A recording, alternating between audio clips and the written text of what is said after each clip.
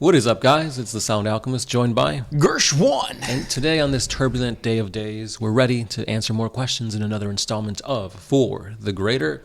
This is a video series where we answer the questions left by you, the viewer. If you have a question for us, comment down below. Put a question in front of your question because we get to those questions first. I'm slurring my words because we've been talking for so long. This question comes from TSwim92. If GW were to make a new race/faction for the next edition, what race/army would you make and what kind of background lore would you have? So the next edition is the big 10th edition. So they got to do things big, the big 1-0. And I think the biggest thing they could do in 40K is make Primaris Marines version 2.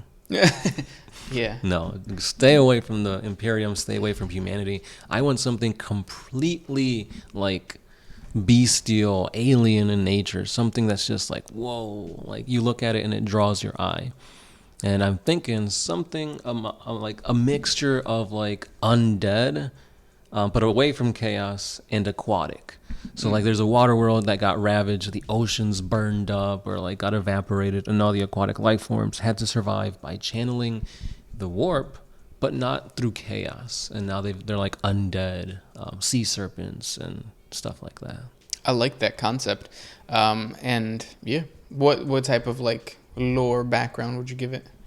So they're utilizing chaos to fight for their own survival, but through using the dark means, they're gaining the attention of chaos. So it's like they're fighting against chaos. And they're trying to spread into other more populated worlds and siphon out the moisture. And eventually that's going to lead them to the Imperium. So almost kind of like the Tyranids, but like more intelligent. Yes. And instead of consuming, they're trying to just suck the moisture out. Yeah. So they got all these like necromancies that would like dry you out and turn you into a husk. Yes. Basically, they suck you dry. Oh, there's a lot of people that would enjoy collecting. Yeah. Or that too.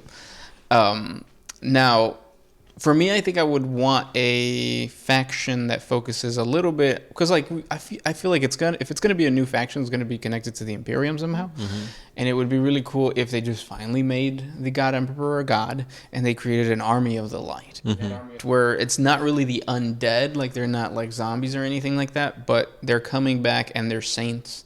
They're what's the Space Marine chapter? The ones that are on fire. Legion of the Damned. Yeah, the Legion of the Damned. There are things like that where there's warp-touched human beings, kind of, but they're really just like saints. They're just like they come back. They're emanations, astral projections, whatever you want to call it. Yeah. But they're ghosts. Yeah. Okay? Yeah. Like in Lord of the Rings when. Oh yeah. Yeah. So that. Yeah. Basically, I did a whole fan fiction on this, the death of 40K. Where the Emperor comes back and he has like the dead Primarchs as like his angels and saints. Saint Celestine's a part of it. The Legion of the Damned comes back. That would be pretty big and pretty epic. So if you guys want to watch that, check out the death of 40K. It's basically what he just said.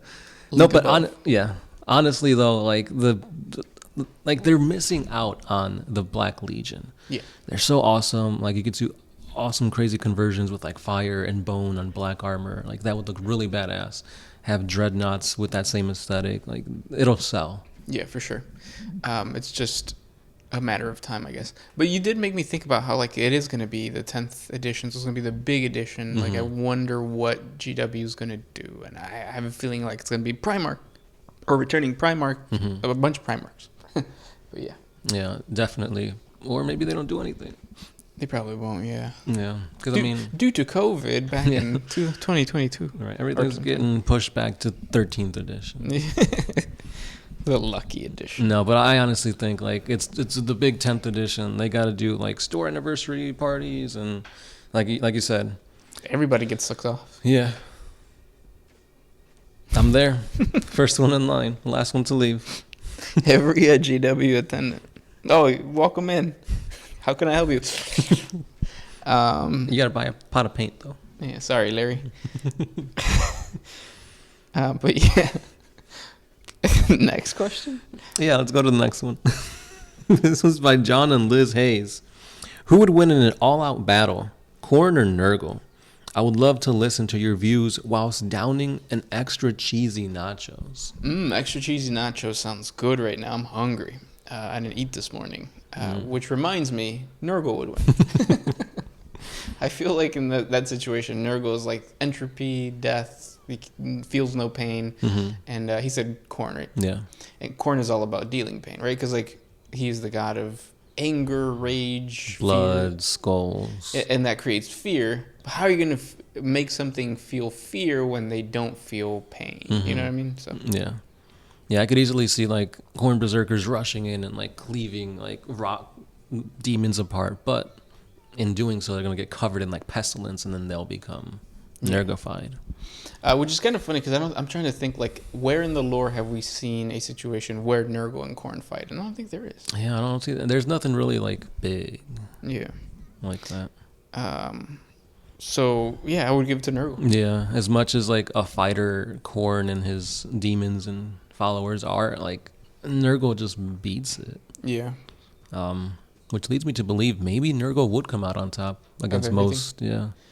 Yeah. The only one that I think might pose a challenge would be Tzeentch. Because you could just fire from like range. Magic, yeah. Yeah. Oh, you're turning my demons into zombies? I'll just light them on fire and send them your way. Yep. Yeah. Next question comes from James Gibbs. Who is the most powerful Psyker, Malkador or Magnus? Also, is Malkador a perpetual? If not, how did he live so long? So the most powerful Psyker between those two is obviously Magnus. He's a Primarch. Yeah, and we see a direct correlation between Magnus was intended to sit on the Golden Throne and power it for eternity or whatever. Malkador sat on the Golden Throne and died because of it. Yeah. So, yeah. Just in raw psychic power, Magnus. And also that answers the second question. Was he a perpetual? No. He died. He died. Yeah. And he lived that long, or he lived so long because it's the Imperium. The average lifespan of well, I wouldn't say the average lifespan, but like the lifespan of like a well-off human being is more than 500 years. Especially with all the augmentations, genetics. Yeah. Or you could be like Belisarius Call, where you just have like a bunch of nano creature things that preserve your mind and all that kind of stuff. And you got like body doubles and stuff like that. Which happens nowadays because I think El Chapo has body doubles, which the one in prison now is not the actual one. Oh. Bum, bum, bum. Next question. This one's by Isaac Langdon. What was the Emperor's workout routine? And is yours similar? Well, we don't get bed sores because we're not sitting all day. Or that's not bed sores. What are those called? Hemorrhoids? Right? I think it's just like sores. Okay.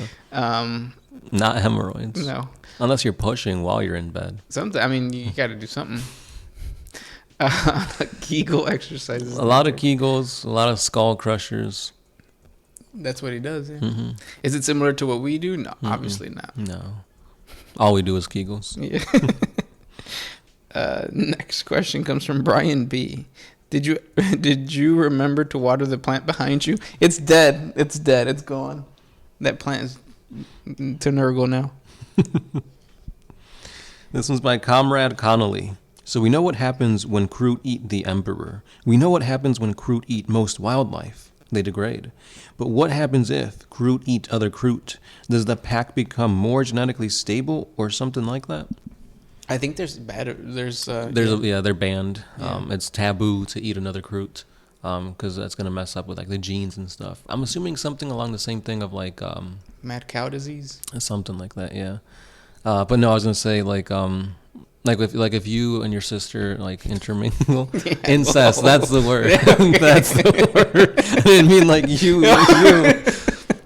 That took a weird turn. Yeah, incest, because it's like the sharing of like the materials, the DNA and stuff like that. Yeah. Oh yeah, and then like your fingers come out all messed up, or the children. And I think that actually happened. And I think that's why the Kroot Shaper actually was a position that was created to kind of lead the tribe through genetics in a positive way. So they don't eat each other. Yeah, because I think they said like Kroot hounds or something like that, or Krootox was the effect of that. Of what is it called? Carnivorous? Well, no, not carnivore. When you eat the flesh. Carnivore? No, that's not it. I don't know. Comment down below. Let us know. My mind is drawing a blank. Next question comes from Xenophobic. Did Warhammer get it right in that the future women needs needs to shut the fuck up. Great example being the Silent Sisters. So the Sisters of Silence are not they are an ancient organization created by the Emperor. So they're not. I think you might be getting the Sisters of Battle and the Sisters of Silence mixed up. That has been around for a while. For a long time. And they're super popular and super necessary. Because they're blanks. They're blanks, yeah. And their silence is a vow that they take to basically show their devotion to the Emperor. Yeah, and they got flamers, and they got bolter guns. And they got huge ass swords. They do. Yeah. They do need to keep going with that archetype and flesh out their army, hopefully for 10th edition. Hopefully. Yeah. So they'll be like the next Custodes, where the Custodes had like a unit here, a unit there, and now they got more stuff. Hopefully they do that with the Sisters of Silence. Yeah.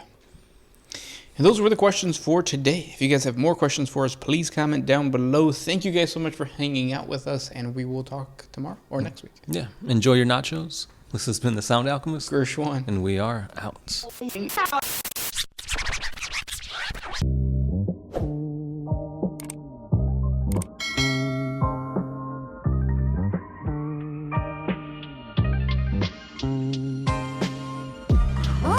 used to put my freedom first in any situation.